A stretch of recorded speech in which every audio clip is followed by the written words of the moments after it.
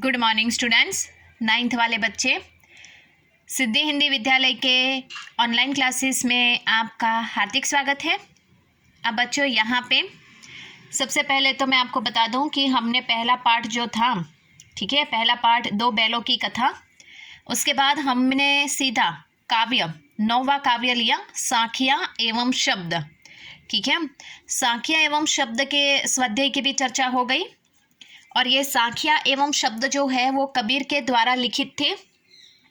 अब यहाँ पे 9वां अब काव्य हमने पढ़ा, उसके बाद 10वां अभी इस साल आपके अभ्यास क्रम में जो ललितगद्य का जो काव्य है, ठीक है, वो इस साल हमें निकाल देना है।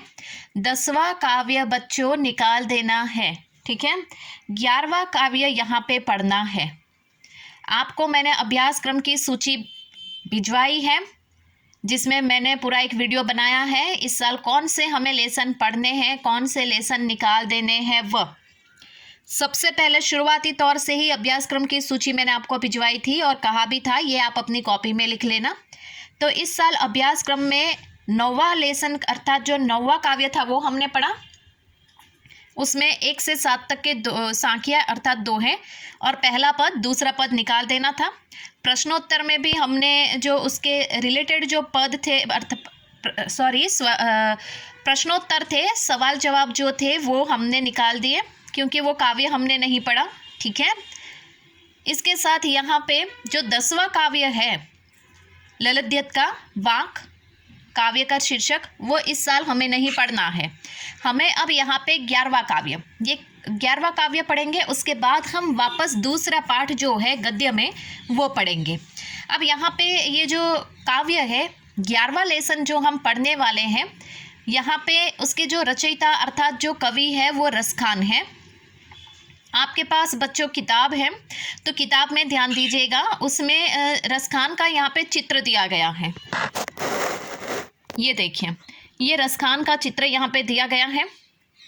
सबसे पहले तो यहाँ पे हम जो कृति पढ़ने वाले हैं, हम जो रचना पढ़ने वाले हैं, वो रचना करने वाले जो रचयिता है, जो कवि है, जो लेखक है, उनका चित्र किताब में, हर एक किताब में छपा हुआ रहता है, ताकि हम पहचान पाए कि हम जिसकी ये अद्भुत रचना पढ़ने वाले हैं वो रचयिता किस प्रकार से उनकी वेशभूषा है, कैसे वो दिखते हैं, उनका परिचय हम प्राप्त करें।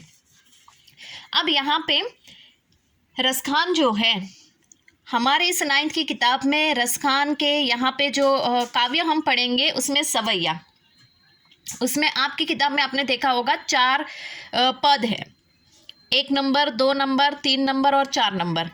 हर एक पद में करीबन 4-4 पंक्तियाँ हैं। पहले में 4 पंक्ति है, 2 नंबर करके उसमें 4 पंक्ति है, 3 नंबर करके उसमें 4 पंक्ति है और 4 नंबर करके उसमें 4 पंक्ति है। अब मैं यहाँ पे आपको ये बात बता दूँ कि इसमें भी अभ्यास क्रम में हमें पहला और दूसरा 4 पद हैं, चारों में 16 पंक्तियाँ हैं कुल मिला के। उसमें से हमें पहला और दूसरा करीबन 8 ही पंक्तियाँ पढ़नी है, बाकी की तीसरा और चौथा जो है हमें निकाल देना है। आपके पास अभ्यास क्रम की सूची है तो मैं आपको सबसे पहले वही बता रही हूँ, ताकि काव्य की शुरुआत करने से पहले ही आपको समझ में आ जाए, ठीक है। अब यहाँ पे जो काव्य पढ़ने वाले हैं, उनके जो रचनाकार जो कवि है वो रसखान, उनका चित्र यहाँ पे आपकी किताब में दिया गया है। अब थोड़ा सा पढ़ लेते हैं बच्चों। यहाँ पे रसखान का जन्म सन 1548 में हुआ माना जाता है। उनका मूल नाम सैयद इब्राहिम था और वे दिल्ली के आसपास के रहने वाले थे। कृष्ण भक्ति ने उन्हें ऐसा मुग्ध कर दिया कि गोस्वामी विट्ठलनाथ से दीक्षा ली और वज्रभूमि में जा बसे। सन 1628 के लगभग उनकी मृत्यु हुई। अब बच्चों, यहाँ पे सबसे पहले तो मैं आपको बता दूं, अपने हाथ में एक पेंसिल रखिएगा। रसखान का जो जन्म समय है, ठीक है, रसखान का जन्म साल कौन सा, 1548, उसके नीचे अंडरलाइन कीजिए।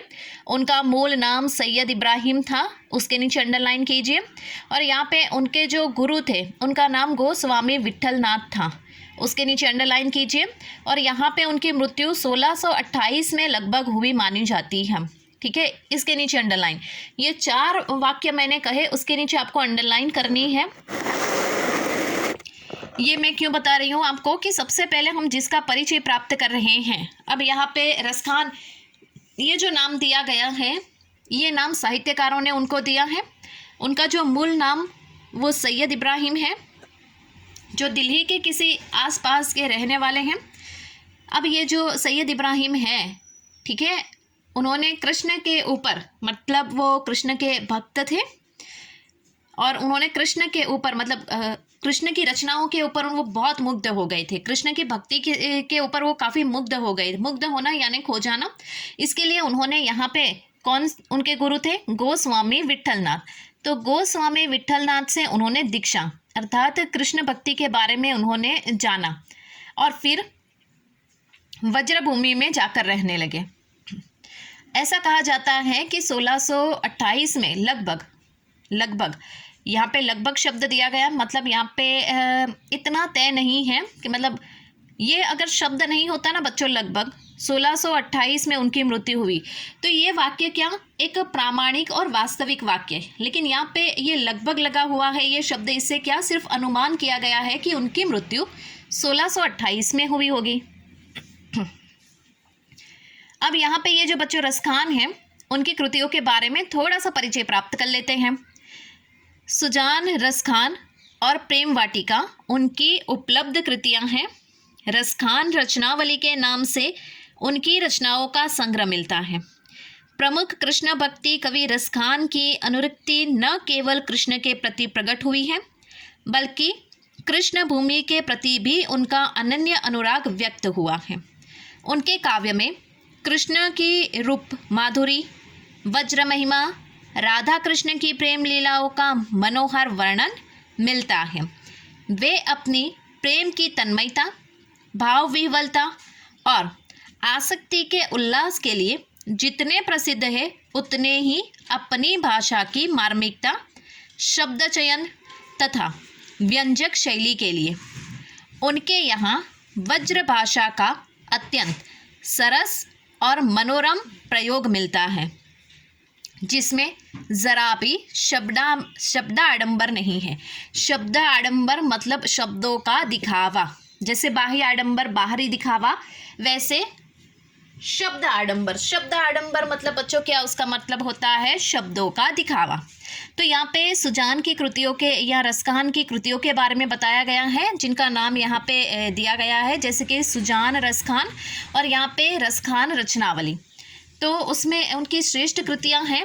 दूसरी एक बात यहाँ पे कि उनकी जो प्रमुख यहाँ पे रचनाएं हैं वो कृष्ण भक्ति के ऊपर ही ज़्यादातर है, क्योंकि वो कृष्ण भक्ति में इतने खो गए। अब ये यहाँ पे बहुत ही मतलब गौर करने वाली बात है बच्चों की, यहाँ पे ये जो रसखान है, ये रसखान कौन है? उनका मूल नाम सैयद इब्राहिम है, लेकिन वो कृष्ण भक्त है। कृष्ण के प्रति उनको अनन्य भक्ति है और यहाँ पे उन्होंने कृष्ण को मध्य में रखते हुए उन्होंने अपने काव्य की रचनाएं की। हमारे सिलेबस में 9th में हम जो काव्य पढ़ने वाले हैं बच्चों, उसमें ये जो सैयद इब्राहिम है, जो रसखान है, उन्होंने श्री कृष्ण का वर्णन किया, बहुत ही सुंदर वर्णन किया है। वो काव्य हम 9th की अभी की किताब में पढ़ेंगे। इसके साथ यहाँ पे बताया गया कि जो कृष्ण के ऊपर उन्होंने बहुत सारे मतलब जो काव्य लिखे ना, उसमें कृष्ण के बाल लीला का वर्णन किया है, राधा कृष्ण का वर्णन किया है, वज्रभूमि की महिमा कैसी है उसके बारे में बताया है, श्री कृष्ण की रूप माधुरी कैसी है उसके बारे में बताया है। तो ऐसे सुंदर वर्णन उन्होंने अपने काव्य में किया है। इतना ही नहीं कि जैसे कि श्री कृष्ण और राधा के जो यहाँ पे जिस प्रकार से उनका स्नेह है उसके बारे में, इतना ही नहीं उन्होंने यहाँ पे जो श्री कृष्ण जब यहाँ पे उनके साथ के जो गोपी हैं उन सबको छोड़कर, जो ग्वाल हैं उन सबको छोड़कर जब चले जाते हैं, उस समय वहाँ के लोग कितने दुखी हो जाते हैं, व्यथित हो जाते हैं, विह्वल हो जाते हैं, व्याकुल हो जाते हैं, उसके बारे में भी उन्होंने वर्णन किया है। दूसरी एक बात यहाँ पे ये जो रसखान है अर्थात ये जो सैयद इब्राहिम है, ये सैयद इब्राहिम ने यहाँ पे वज्र भाषा में सुंदर सा काव्य का वर्णन किया है। वज्र यानी थोड़ी सी कठिन भाषा होती है, लेकिन ये बहुत सुंदर सी भाषा होती है और उसमें शब्द आडंबर यानी शब्दों का दिखावा बिल्कुल नहीं है।